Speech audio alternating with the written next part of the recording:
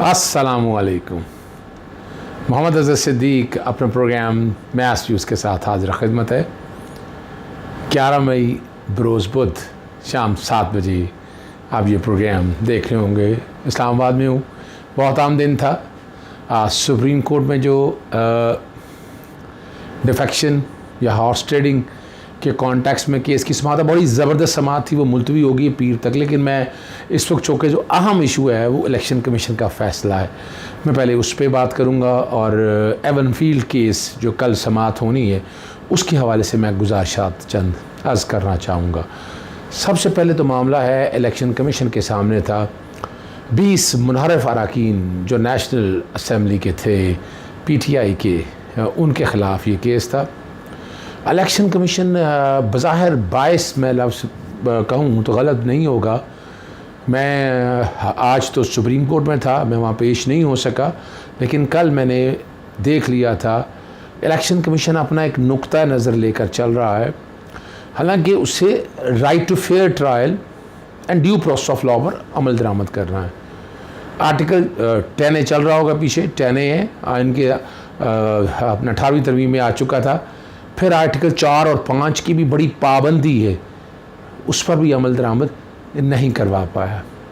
पाकिस्तान तहरीक इंसाफ की तरफ से एक दरख्वास्त आई थी शहादतों के हवाले से कि मिसाल, और वो पब्लिक डॉक्यूमेंट है, यानी केस लॉ इस पर जस्टिस इफ्तिखार चौधरी का, आपका मोहतरमा बेनज़ीर भुट्टो साहिबा का, भाई वो सारी चीज़ें जो पब्लिक डोमेन के अंदर हैं वो ना भी रिकॉर्ड पे होती हैं तो वो पब्लिक डोमेन के अंदर ऐसी कोई चीज़ें नहीं थी। मसलन क्या था उसके अंदर, आपको याद होगा 3 नवंबर का वाक़या याद, 3 अप्रैल का वाक़या याद होगा, जब तहरीक अदम एतमाद रूलिंग के ज़रिए मुस्तरद कर दी गई थी।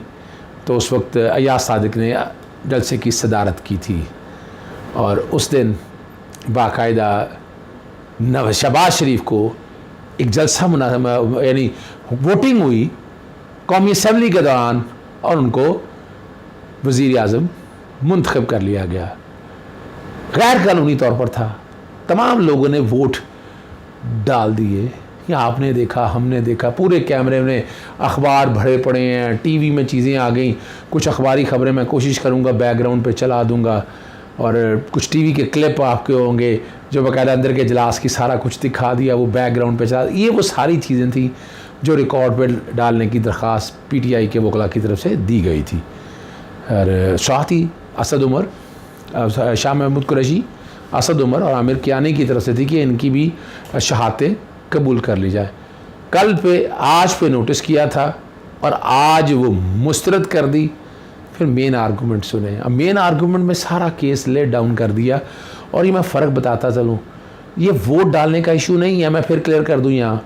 यहाँ दूसरी पार्टी ज्वाइन करने के हवाले से था कि वहाँ दूसरा फरीक है, चाहे कोई भी सियासी जमात है, PTI को छोड़ के जिसको मर्ज़ी आपने ज्वाइन कर लिया और आपने उनका नुक्ता नज़र लेकर सिंध हाउस में आपने देखा ये साइफ़र वाला वाक़या। अगर आप उठा कर देखें, मैं कॉलम बैकग्राउंड पर कोशिश करूँगा अंसार अब्बासी का चला दूँ और वो मुलाकातों की तस्वीरें भी मैं चला दूँ, तो वो तारीख़ में झरोखों में मैं ले जाऊँ आपको। साइफ़र के इशू से मामला था ना, और जो तय किया गया कि वो तहरीक अदम एतमाद जो है वो पेश होनी है, और तहरीक अदम एतमाद बाकायदा आई, पास भी हुई। जब जिक्र आ गया बैरूनी साजिश है, ये नहीं होना चाहिए था, लेकिन ये हुआ, ये करवाया, उन्होंने टारगेट अचीव किया। अब ये वो सारी शहादतें जो रिकॉर्ड के ऊपर अवेलेबल हैं, इसको डिग आउट करने की ज़रूरत नहीं, पब्लिक डोमेन के अंदर हैं। यही चीज़ें बताई गई पाकिस्तान तहरीक इंसाफ की तरफ से, लेकिन वो दरख्वास्त मुस्तरद कर दी गई, ना मुस्तरद कर दी। Article 10A right to fair trial की बातें हैं, अपना कंप्लीट जस्टिस, इलेक्शन एक्ट के तहत नंबर ऑफ प्रोविजंस हैं जो इलेक्शन कमीशन को इख्तियार है, वो मुस्तरद भी कर देती दरख्वास्त, वो ख़ुद समन कर सकती थी रिकॉर्ड। यहाँ लॉ इस पर डेवलप होना है, इम्प्लीमेंट होना है। मामला ये सुप्रीम कोर्ट में जाएगा और सुप्रीम कोर्ट में ये बातें सारी सामने आएंगी। देखा जाएगा 63A का पहला पोर्शन, तहरीक अदम एतमाद या मनी बिल के हवाले से इशू नहीं है, ये इशू ये वाला है। ये समझना है आप लोगों को, ये समझना है।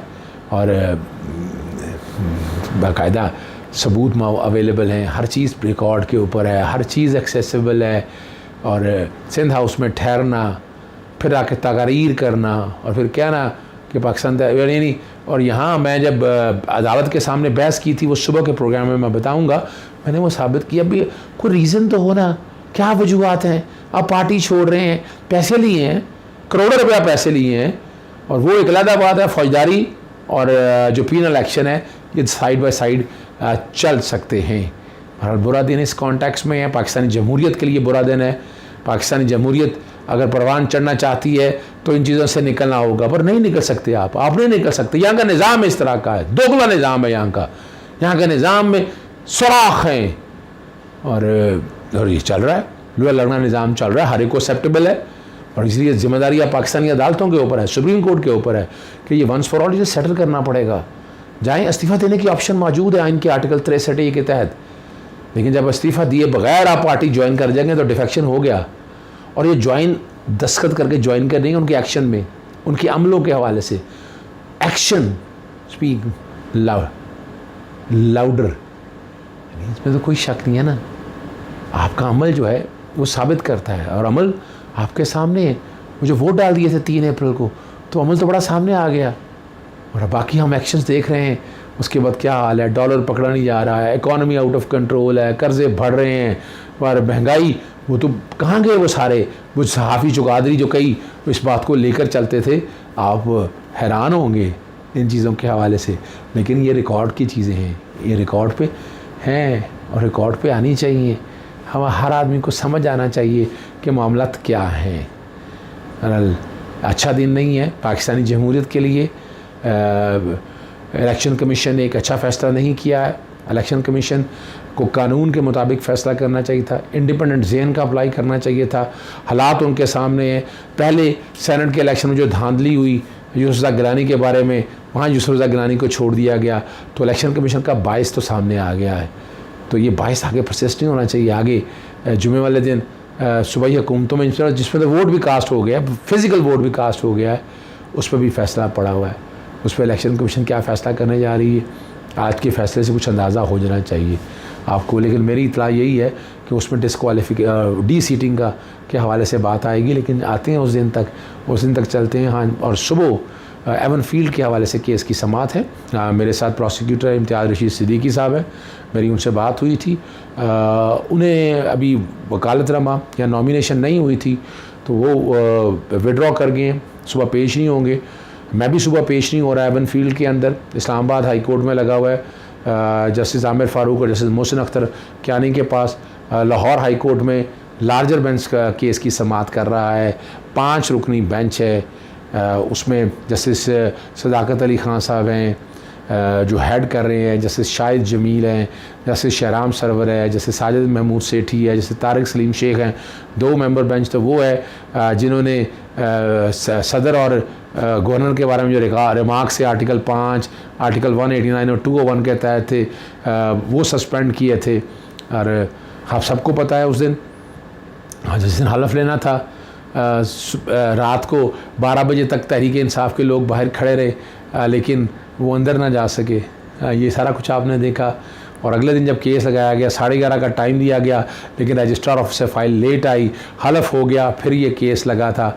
तो उसमें एक इंट्रा कोर्ट अपील तो जस्टिस जवाहर हसन के फ़ैसले के ख़िलाफ़ है, और दूसरी 2 इंट्रा कोर्ट अपील जो गालिबन एक 30 घंटे या 36 घंटे में फ़ैसला हुआ था, दूसरा 24 घंटे में हुआ था, और तीसरा फ़ैसला 12 घंटे के अंदर हुआ था। तेज़ तरीन इंसाफ आप सब लोगों ने देख ली है। वो सब की इंट्रा कोर्ट अपील जो है वो सुबह लगी हुई है। जो मैं आपको असल बात की तरफ लेके आना चाहता हूँ वो मरीम नवाज़ साहिबा और नवाज शरीफ के हवाले से एवन फील्ड के केस की समाअत है। और उसमें नैब इल्तवा की दरख्वास्त देगी, क्योंकि माहौल तब्दील हो गया। चेयरमैन नैब वही हैं, प्रोसिक्यूटर जनरल नैब वही हैं। बज़ाहिर ये लग रहा है कि वो नैब कवानीन को ख़त्म कराने का इंतज़ार पहले कर रहे हैं। हो सकता है पाकिस्तान मुस्लिम मरीम नवाज़ और सफदर अवान की तरफ से भी एडजर्नमेंट आ जाए, केस चाहे वो कहें इकट्ठा ही सुने नवाज शरीफ का, और उस वक्त तक वो नैब के लॉ को डाइल्यूट कर चुके हों, नैब के लॉ को ख़त्म कर रहे हो चुके हों। ये भी बाईद कोई नहीं है, ये भी हो सकता है। नैब अब सुबह क्या इंस्ट्रक्शन लेके आती है आप सारा देख रहे होंगे, कल आप लोगों तक वजाहत आ जाएगी। लेकिन एवन फील्ड और रज़िया के इतने सिक्का बंद केस हैं, आपके पास ज़राए नहीं है, कैसे जायदादें बनाई। फ़र्ज़ करें प्रॉपर्टी की वैल्यू डिक्लेयर भी नहीं की, अगर डिक्लेयर भी किया make no difference, property exist करती है, 1 रुपये की करप्शन हो, 1 अरब की हो, 100 अरब की हो करप्शन, तो वो फिर करप्शन है। तो इस कॉन्टेक्स्ट में अगर देखा जाए बहुत सॉलिड केस है, बड़ी वजाहत के साथ मैंने सारी तैयारी कर ली हुई है, रिकॉर्ड पे हर चीज़ अवेलेबल है, एविडेंस भी अवेलेबल है जो सजेस्ट करती है बेनामी प्रॉपर्टीज़ के कॉन्टेक्स्ट में। और उनके साथ अभी तो सिर्फ चंद प्रॉपर्टीज़ आई हैं जो ऑफशोर कंपनी के नाम पे, तो ढेर सारी प्रॉपर्टी जो पड़ी हैं ऑफशोर के नाम पर नहीं है। लंदन उन्हीं प्रॉपर्टीज़ के अंदर आपने देखा कि ये सारा काम हो रहा है, जो वज़ीर आज़म शहबाज शरीफ और बाकी काबीना सारे वहाँ भगौड़े वहाँ इकट्ठे हुए हैं, कई भगौड़े हैं, इश्तिहार भी वहाँ पर इकट्ठे हैं, आपको पता है इश्तिहारी हाउस है, वैसे ही ये सारे वहाँ पर इकट्ठे हुए हैं।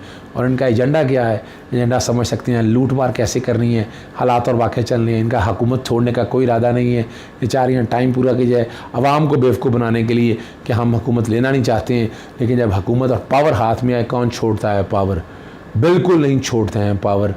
अब नेक्स्ट डेट जो भी हेयरिंग की आती है एवन फील्ड के हवाले से फिर आपको इंशाल्लाह आगाही देते रहेंगे। इजाज़त चाहता हूँ। अस्सलाम वालेकुम, अल्लाह हाफ़िज़, पाकिस्तान जिंदाबाद।